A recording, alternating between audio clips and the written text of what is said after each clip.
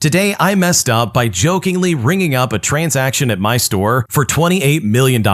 And even though we tried to make it right by returning everything, I'm now in fear that I'm about to lose my job because at this point, I really don't know what to do. Here's what happened. Okay, so I work at a liquor store and it being the 26th of December, it was relatively very slow today. Near the end of my shift, me and my coworker had nothing better to do. So I jokingly scanned a miniature bottle of alcohol several times as if he was a customer purchasing many bottles. To keep the joke going, I then scanned an entire box of pre-made shooters, something like 40 shooters at $3 each, and I did this several times once again. The total was something like $2,500 at this point. My coworker then has the bright idea to check the system and find some expensive wines that were sold and are still in the system, and finds one that's worth several thousands of dollars, and sets the quantity in the point of sale to 999, which is the maximum allowed. By this point, the running total is $9 million, and we are cracking up the entire time because we are so bored. He then finds another bottle that's crazy expensive, sets the quantity back up to 999, bringing the total amount up to $28 million. Now, this is where I'm personally responsible for this mess up. I pretended to bring the transaction up to the point right up to where you confirm how much the customer is paying in cash. And mind you, the system automatically assumes the customer is paying in full, and the only thing stopping the transaction from going through was a single press of the enter key. Well, my coworker didn't see that I was already there and mistakenly pressed the enter key to reach the same point I had brought us to. And so at this point, $28 million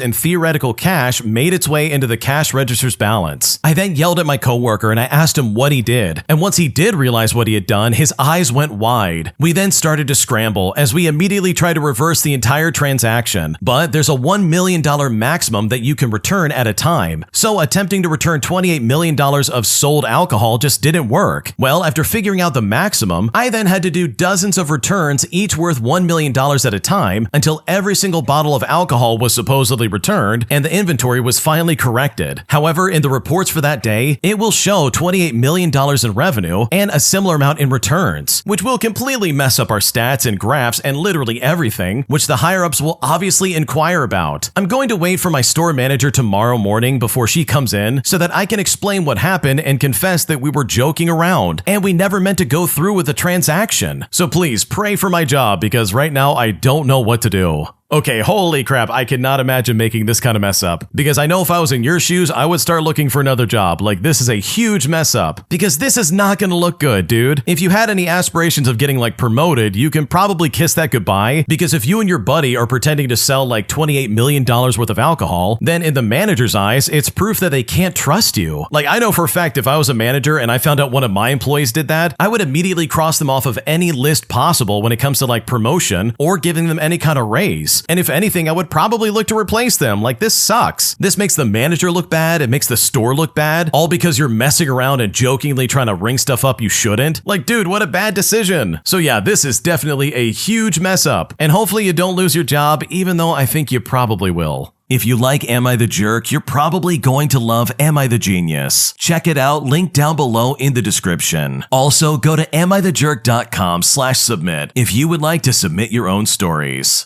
Am I the jerk for spending my Christmas money on myself instead of buying big gifts for everyone this year? Because right now, my family's making me feel very stupid for the decisions I made. And at this point, I don't know if I made a mistake. Here's what's going on. So this Christmas, I did something kind of different, and now I'm not sure if I'm a jerk or not. Every year, I usually stress so much about gifts, like counting money, checking prices, thinking who will judge what, running around malls tired and annoyed. And every year, I end up broke, exhausted, and half the gifts are just nice but useless stuff. This year, I looked at my bank account and I just felt tired. I'm not like super broke or anything, but I'm not rich either. And instead of pushing it like always, I decided to finally spend money on myself. I paid for things I've been postponing forever. I went to the dentist because a tooth was acting up for months. I bought decent winter boots because my old ones were literally letting water in. And most of the time I was walking around with wet socks on. I also got a warm sweater I've wanted for like 2 years, but always felt guilty buying. I still bought gifts for family, but it still wasn't anything fancy. Some candles, candles, some sweets, just small, cozy things. Thoughtful, but still very cheap items. No iPhones, no expensive perfumes, no, oh, look how much I spent kind of gifts. To me, it felt more honest and calm this way. But when Christmas came along, it was really awkward. Nobody said anything straight, but you know those looks. My aunt even made a joke saying, wow, Santa was on a budget this year, wasn't he? My mom later asked if I was having money problems, which annoyed me more than I expected. I tried to explain that I'm fine, I just needed to put myself first for once, and she just nodded along, but I could tell that she didn't really get it. And now I'm sitting here feeling kind of guilty and kind of relieved at the same time. Guilty because Christmas has all these unspoken rules, and relieved because I didn't destroy myself financially or mentally this year. I actually enjoyed the holidays more. I had less stress and I was more at peace. But still, I need to know, am I the jerk for choosing myself over expensive Christmas gifts? Because the way my family reacted made me feel like an idiot. Okay, I honestly cannot stand when people act like this because this is so selfish. First of all, the original poster literally said to themselves, hey, I'm stressed out. I need to treat myself for once or I'm gonna go crazy. So to that extent, I don't blame them for a second for being like, okay, everyone's getting more cheap stuff and I'm spending money on me. Because at the end of the day, that's exactly what you need to do sometimes. You need to step up and say, okay, I need to take care of myself first and then other people. Because clearly your extended family only likes you for the gifts that you give them, not for any like heartfelt reason. And that's really messed up in my opinion. Like truly, that is not okay. So no, you didn't do anything wrong. You're not the jerk at all. As far as I'm concerned, if these people can't be like at least somewhat grateful for what you did give them and instead tries to be like, oh, Santa's on a budget, then that, in my opinion, shows how toxic they are and how much you really did need to take a break from them because they're clearly not grateful for your contribution to their life and you don't need that in the slightest.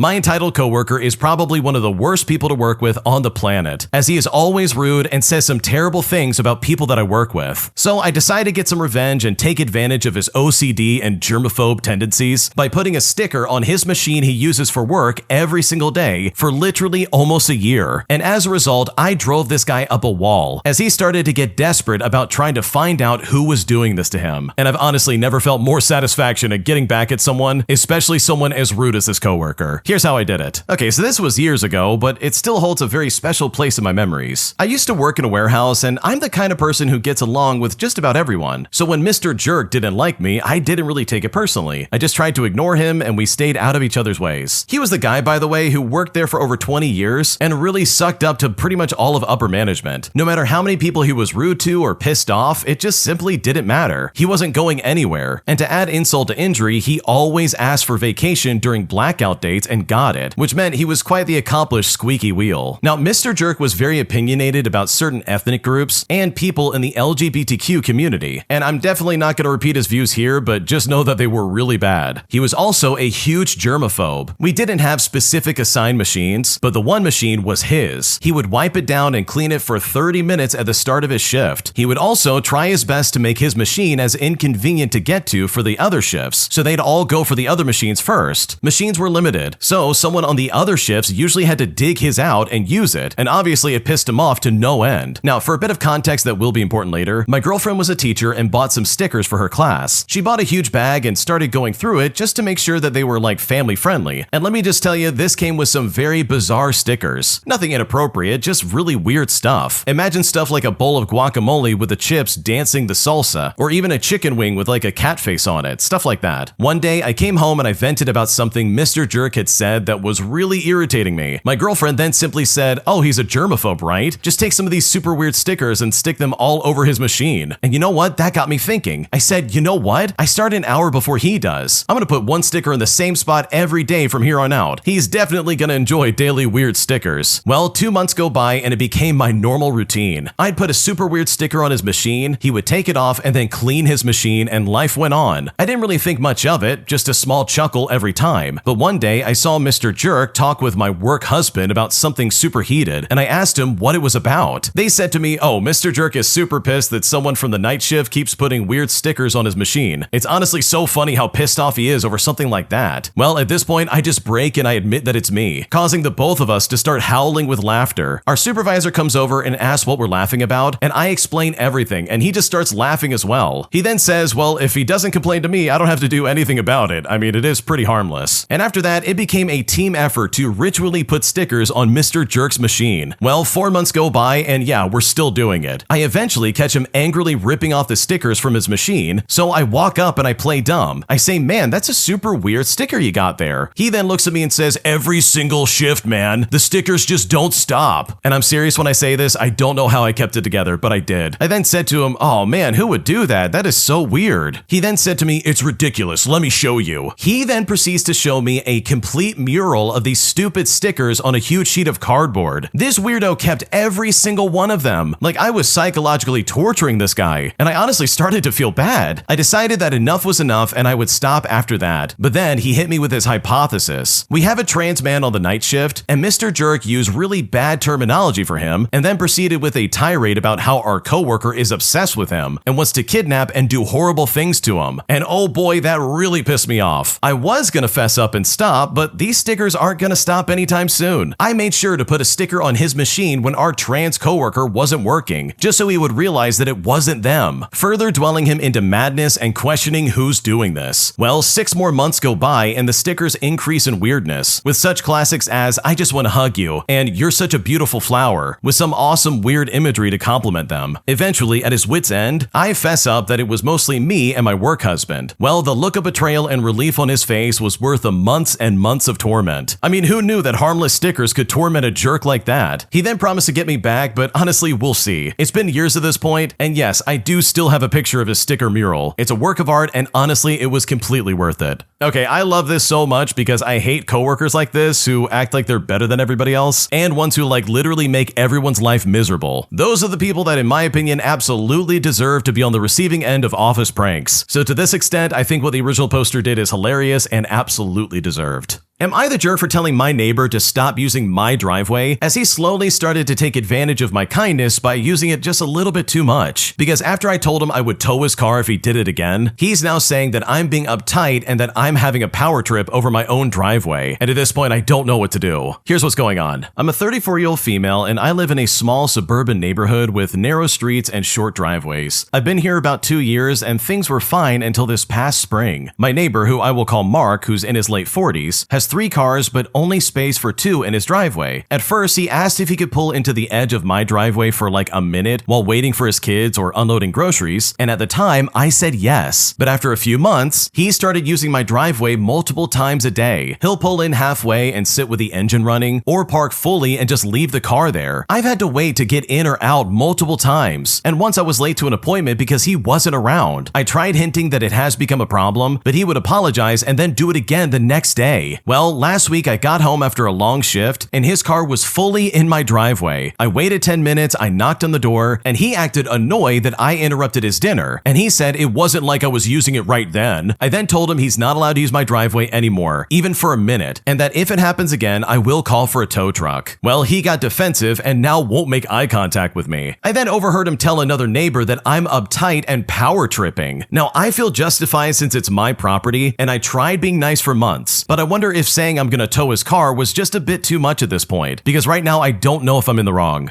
Dude, this guy was taking advantage of you and he's only pissed off because you shut him down, which by the way was the only correct response to make. Letting him get away with this is so weird in my opinion. He has 3 cars and no space for it, and that is not your problem. He could easily park somewhere else on the street itself and not use your driveway, but instead he's using your driveway because you've been kind of a doormat, if I'm being completely honest. So no, you're not the jerk. This guy was overstaying his welcome, and in my opinion, he absolutely deserved to get shut down. Am I the jerk for wanting to get a divorce from my wife, all because of the fact that anytime we eat a meal, she goes and eats it in her room instead of eating it with me? And now I feel like I'm at an impasse because right now I don't know what to do. Here's what's going on. Okay, so my wife and I have been together for 9 years in total and married for 3. We met when we were in high school, and I had instantly felt attraction for her and all the things that she was into. I loved and have loved her kindness, her joy, her laughter, and her intelligence. We don't have too many problems in our marriage, and there's very few things that either of us get upset about that can't be resolved within a few minutes or hours of talking. But there is one constant conversation that I've had to have with her though, because I am genuinely so confused. My wife always eats her meals in the bedroom. She always does it alone, and I've asked her if she wants me to come in and eat with her, if she would somehow feel more comfortable having me in the bedroom, but she always says no. This wasn't a thing for the first year of our marriage, but it has been for the last 2 years. It started with her saying that she has a lot of work to catch up on and that she wants to eat in the bedroom, and it slowly progressed to a constant thing. And this is not just for dinner, mind you. If she's at home, it's for every meal. I will bring up if she wants to talk or even like watch a movie with me while we eat, and she says she would love to once she's done with her meal. I have wondered about her having an eating disorder or being embarrassed to eat in front of me, so I've talked to her about both of these things. I also am confused because she's eaten many meals in front of me during the first year of our marriage and while we were dating. Her answers have been very confident, and I have been reassured that she doesn't feel either of those ways. She's always done with her meal in a few minutes, as I can see her plate is clean when she comes out. I've even checked the trash can to see if she secretly dumps out her meals, but there's never been any evidence of that. The evidence would have been contained in our bedroom, so it would have been pretty easy to see. Well, last night I broke down about all of this. I was frustrated that we couldn't ever go to dinner parties with friends or eat out as a couple because she won't eat in front of me. Food can be a love language, and I want to share all of that with her. I then started crying because she's been this way for 2 years with no end in sight. I miss sharing a meal with my wife. I miss holding her hand while we order food and drinks out in public, and I also hate the unknown. If she is suffering, I want her to tell me. I have no idea why she's doing this, and I just miss her. When I broke down to her last night, she comforted me as she always does, but she told me that this is just a habit that she's developed and she doesn't know if she ever would feel comfortable breaking it. I told her that I'm not okay with this being my future for every meal. And yeah, we cook together, but we don't eat together. The only way that I know she enjoyed the food is by seeing her plate empty when she comes out. It ended with no conclusion as usual, and I have no idea how long I can keep doing this for. I mean, we couldn't even enjoy Christmas or Christmas Eve dinner together. I can't even go over to my family's for holidays with her because she will insist on eating in a bathroom or a bedroom. We can't stay a night together at someone's place without them having to accommodate her habit. Like, I am so done with this. Right now, I just woke up on the couch, and after a sleepless night, I am seriously considering divorce. I love her, but this seriously has me drained. I now dread food because I know I cannot share it with her. I dread food because I know she leaves me to go eat it. I just don't understand. So I need to know if I'm overreacting or if this is divorce worthy. I have talked to my mom, and she says it's very strange, but marriage has sacrifices, so I just need to hold out. I then texted my brother about it, and he says that I should look more into what my wife is doing during that time, but I don't feel comfortable doing that, and divorce could be an option. So seriously, am I overreacting? Like, am I the jerk here? Is divorce way too much over the line? Because right now I don't know what else to do. Oh man, this is really weird because I can see why this would be annoying. When you first started to describe this, I was like, okay, maybe this is just like a thing where she doesn't like you watching her eat or something like that. But man, this is extending even outside the home. You can't go to dinner parties, you can't spend time with anybody else. If there's any food involved, she expects to be accommodated. Like, I'm sorry, but that's really weird. That is some strange behavior that is not normal. So in that respect, I don't blame you for like demanding answers, or at least some kind of explanation of what's going on in her head. But I think in my opinion, I think having some kind of like intervention, whether that's like therapy or like talking to her or something like that, some way of getting through to her that, hey, I'm really not happy and we need to address this, might be your first thing you need to do, again, just to try and see where things are at. Because her saying, oh, this is just a habit I don't want to break, is just not going to cut it. That doesn't give you any kind of solace or any kind of like resolution to the issue at hand. So no, you're not the jerk for feeling that way. I think I would probably be in a similar place if this was happening to me. Whether or not you should go through with it, like obviously you know the details of your relationship way better than anybody who would be listening to this, but I think try to reach out again and like talk with her and find some kind of middle ground might be your best option, because this behavior is really unusual and I don't blame you for wanting to know what's happening. My mom, after a lifetime of gaslighting me and treating me like garbage, is still unsatisfied with how long I visit anytime I come and see them. And it's kind of hit a point where I seriously just don't know if I can take it anymore because her attitude has become incredibly obnoxious. Here's what's going on. Okay, for starters, we have never had a good relationship. For as long as I can remember, my relationship with my mom has always been fraught, full of arguments, guilt tripping, and gaslighting on her end, controlling behavior and silent treatments, and attempts to sabotage my goals. Well, a few years ago, I finally left my home country permanently, and I'm now happily married and fully established in my new home. The last time I visited my home country, which is halfway around the world by the way, was in late 2023, about 2 years after I permanently moved out. I was there for a week, and my mom complained I wasn't there there long enough and I should be spending more time with them. And now she's pestering me to visit them again because my dad is getting a benign tumor removed in January. Given that we have never had a good relationship, I think you understand why the prospect of visiting doesn't exactly fill me with excitement. I then said that we would think about visiting, but it wasn't always possible due to the expense. And just so you understand, it is really far away, so the flights can always cost a lot of money. Not to mention accommodations, as I never want to just stay at my parents' place. Plus, my husband and I only have so many days of leave, which we also want to use to visit other places. But my mom only has herself in mind and says things like, "Don't you miss us?" Even though I want to say no. And she'll say, "Oh, your dad is sick." But it's like, okay, maybe it's bad of me to say this, but he is not terminally ill, and I don't see an urgent need to rush back. I really just hate the entitlement. I'm sick of being pestered to drop tons of money on trips that I know I won't even really enjoy when I could be off on another holiday with my husband. And I'm sick of being told that whatever length of time I visit is not enough, and her complete lack of understanding or empathy that we have our own busy lives here, and her refusal to accept that where she lives is no longer my home, and I can't just stay there for weeks and weeks. Not to mention the utter lack of compromise. Whenever I float the idea of them coming to visit us instead, or meeting somewhere abroad to spend time together, I get shot down with a statement of, "Oh, it's too expensive, we can't afford it." Meanwhile, it's somehow fair for us to bear all the costs and effort every single time. But seriously, this all feels so frustrating, and at this point I don't know what else to do.